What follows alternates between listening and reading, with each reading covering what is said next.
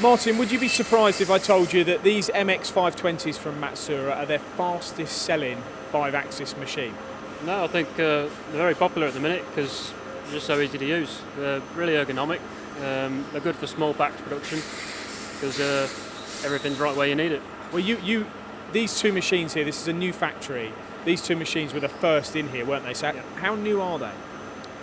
This one, I think it's about 6 months, and then this one came from our old factory about 2.5 years old now. And I know you didn't spend the money yourself on buying these machines, but you were involved in the decision technically. Yeah. What are the things that you do like about the machines? The tool carousel is really good. It's a nice compact system with the 60 tools, and this one's got 90. And the loading of the everything. machines? Yeah, the loading is really ergonomic because it's right at waist height, and the pallet size is a really nice. And how about the control? How do you program these? You're doing complex parts, aren't you? You're doing some pretty sophisticated stuff. Doing complex parts, some on power mill, mostly on EdgeCam now. They were transferring to EdgeCam. The NC programs are posted in the office, and one of the things about Matsuura is speed. They're fast machines. Yeah. Are they getting the parts off the machines quicker than you were before you had them? Yeah, definitely, because the tool changes are so quick.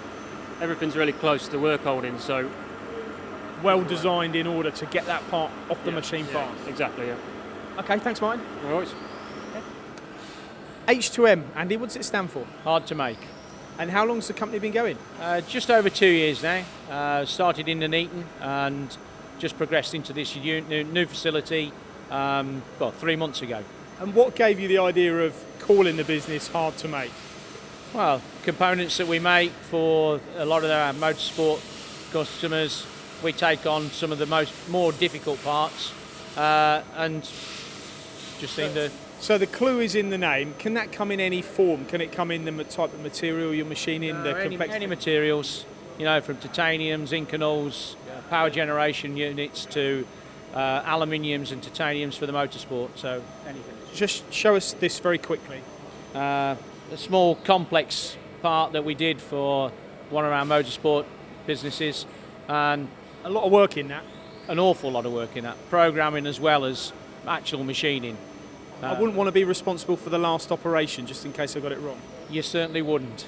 You certainly wouldn't. Now tell me about the story of the Matsuura. You've had a lot of involvement with Matsuura in your working life.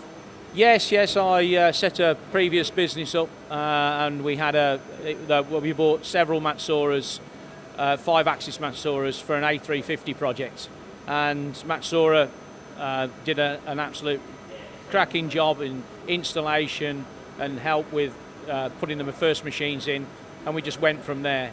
And why did you select these MX520s for this business? The 520 sort of it gelled with what we were looking to do within with our customer base. Easily accessible, good for short batch work, accurate, very accurate, and quick. Operator very friendly, and it just seemed to fit exactly what we wanted. And these machines were the first machines in this new unit, I believe. They were, as it happens, yes. They were the first two. Well, one was a brand new one in, and one we brought from Nuneaton. Can you get much more in here now? We can always get more in. Always. There's never a limit to what you can skew on into these places. But yes. When you're making parts like these, Andy, how do you go about making sure they're quality components? Well, obviously we've got all the everything within the business that we need to check the components, and a quality manager that's second to none. That's all really.